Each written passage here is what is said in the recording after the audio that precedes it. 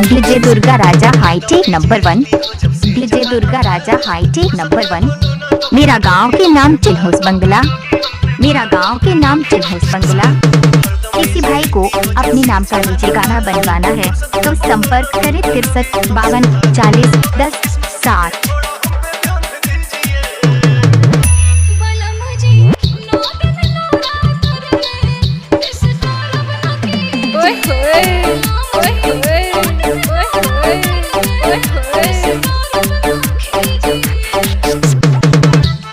हाय कोई माइका ला जो डीजे दुर्गा राजा से कंपटीशन खेल सके। 4:45 बजे हो जाइए तैयार जिसको में दम है।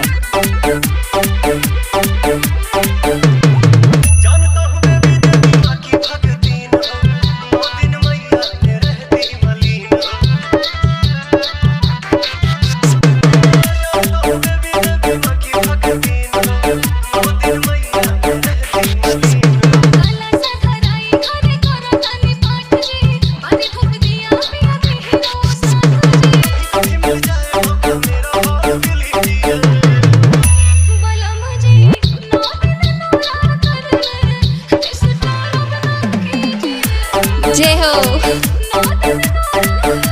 जय हो जय हो। डीजे दुर्गा राजा हाईटेक नंबर 1। डीजे दुर्गा राजा हाईटेक नंबर 1। मेरा गांव के नाम चिन्होस बंगला। मेरा गांव के नाम चिन्होस बंगला। 63 52 40 10 60।